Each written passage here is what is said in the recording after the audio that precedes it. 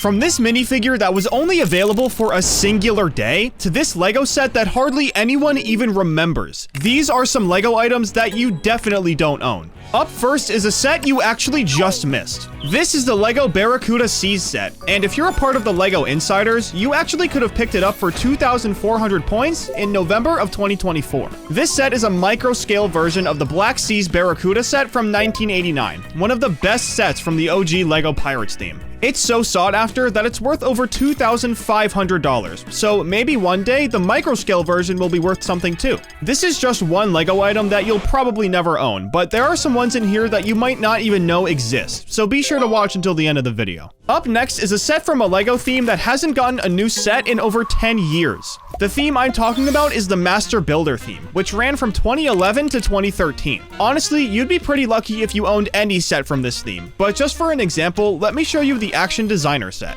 This one was released back in June of 2013, and you can build 9 different builds with the pieces that come with it, and each one takes more skill than the last. See, the Master Builders theme was actually really cool. Every set in this theme was meant to teach people techniques used by master builders, the best LEGO builders in the world. So those 9 builds get more difficult for a very good reason. Honestly, this is one of the coolest ideas LEGO's ever had, but I guess not enough people thought the same thing. I know for a fact a ton of people love this next set though. This is the LEGO Spider-Man Street Chase set, and the last time this set saw the shelves was all the way back in 2004. LEGO Spider-Man is one of the most popular themes in LEGO, but vintage LEGO Spider-Man? That's a whole other ballgame. Since Spider-Man has had so many different movies in the last 25 years, people have completely forgotten about the old LEGO Spider-Man sets. This one here was made for the original Spider-Man movies in the early 2000s, and only 10 other sets were made for the entire theme. After this, there were a lot of problems with ownership and a bunch of other boring legal stuff with Spider-Man.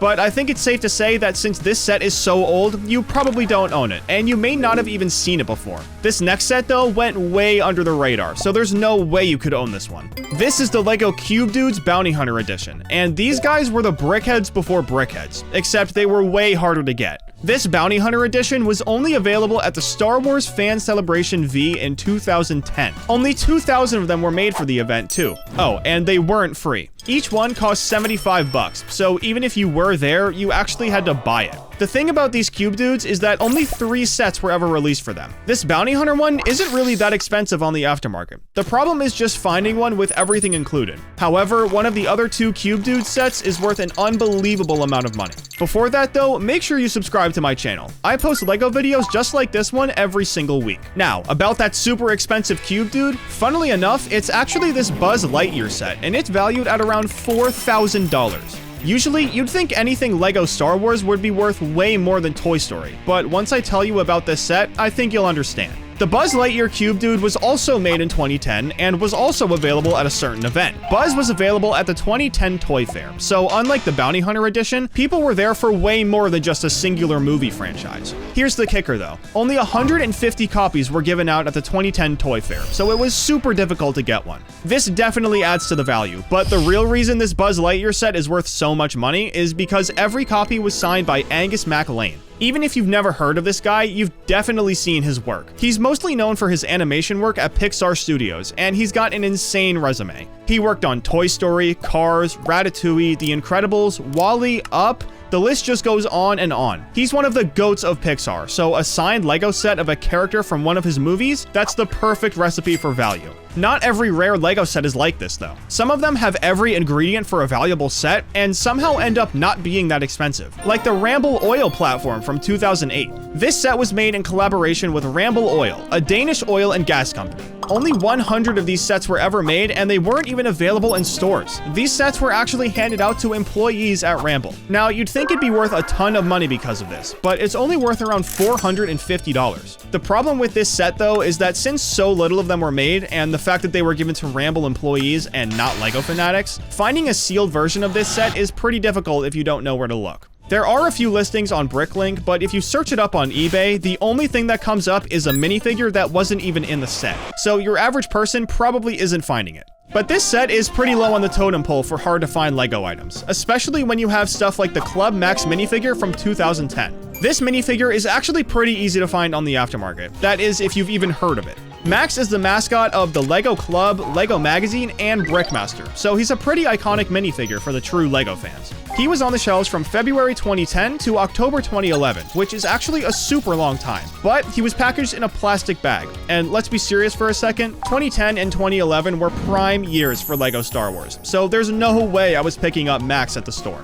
If I'm going to talk about minifigures though, then I have to show you the Brick Friday 2019 minifigure. This minifigure is quite literally one of a kind. Lego's never released another minifigure for Brick Friday. Oh, and if you're wondering what Brick Friday is, it's just what you think it is. Brick Friday is Lego's version of Black Friday, and the dates line up every single year. Knowing this, you'd think Lego would make a Brick Friday minifigure every year, right? Well, 2019 is the only year they've ever done it. It was completely free in Lego stores, and you could also get one with qualified purchases on the Lego website. They also had the only ever Brick Friday brick too, but this one wasn't free. To get the brick, you had to spend $55 on Lego in stores, and it wasn't even available online at all. Honestly, I think it'd be way more surprising if any of you owned the brick instead of the minifigure. They were both super exclusive, but the brick was a lot harder to get. This next item though is one that I guarantee you don't have. This is the Legoland police boat set, and if the name tells you anything, it's that this boat is super old. This set is from all the way back in 1978, and I know it has Legoland in its name, but it actually wasn't a Legoland exclusive. When this set dropped, it was back before Lego had official names for themes, so instead they just used Legoland as a placeholder. However, it was actually available at Legoland in Billund, Denmark back in the day. You could also pick it up in stores just like any other Lego set, but since it's so old, odds are none of you guys actually own this set. It'd be really cool if you did though, so if you do, let me know down in the comments. I want to see just how unobtainable this set really is. Moving on from that though, let me show you a theme from Lego DC that you've probably never heard of. This is the Lego DC Superheroes Girls theme, and it was actually around pretty recently, from 2016 to 2017. You might be wondering why it has the word girls in it.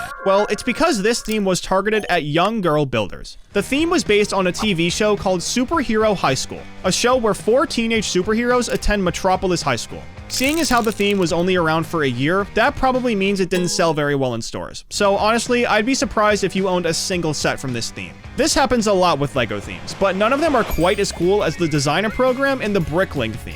The Designer Program was a sub-theme of the Bricklink theme, and back in 2021 to 2022, sets were released under this sub-theme that got a lot of support on Lego Ideas, but ended up being rejected by Lego. It was basically a way for fans to have a second chance at their sets being released, and the one that got the most attention was the Modular construction set. This set got rejected on Lego Ideas way back in 2017, but it was pretty obvious that Lego liked it, since they displayed it at the Lego house in 2018. But in May of 2022, the fan who made this set finally saw their build on the shelves. It was part of a super low-key collaboration though, so not many people knew the significance of it when it finally got released. To people who know Lego, we know that a collab with Bricklink is a super crazy achievement, but the average Lego fan probably doesn't even know what Bricklink is, so this set went right over their heads, and I can say the same thing for this next set too. This is the Lego Birthday Diorama set, and even though it came out just 2 years ago, odds are you probably don't have it. This set was only available in the Lego VIP rewards section back in January of 2023. It wasn't released for any specific reason, but I like to think it was made to celebrate Lego's birthday, which is on January 28th.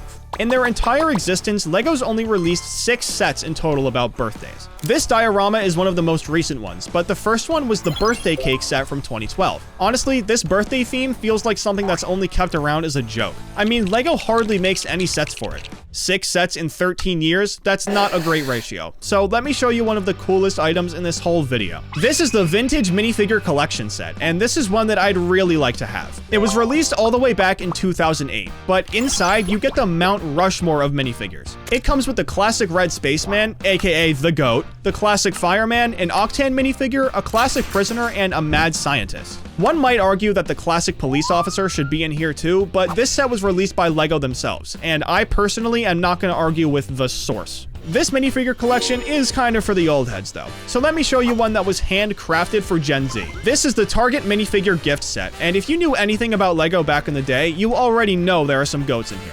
This set was one of 5 Target exclusive LEGO sets, 2 of which are the Bullseye gift cards I've talked about in other videos. The minifigure set though came out back in 2014, and while the other one has the Mount Rushmore of the classic minifigures, this set has the Mount Rushmore of minifigures from the early 2010s. There's Lloyd from Ninjago, Lavertus from Legends of Chima, a Swamp Police Officer, and Superboy, which is actually exclusive to this set. Now, obviously, if this was going to be a real minifigure Mount Rushmore, there'd have to be some replacements, but it's still super cool that Target released a minifigure collection in general. That's enough talk about minifigures though. Let me take you back to the sets with the LEGO Grand Carousel set. This set is part of the now retired Advanced Models theme, but the story here is all over the place. Advanced Models started back in the year 2000, and it was actually the replacement for the LEGO Designer theme. Every set in this theme focuses more on functionality instead of playability, so you guessed it, the LEGO Carousel actually works. Only 31 sets were made under the Advanced Models theme, and it was around for 14 years. But just like how the old Designer theme turned into Advanced Models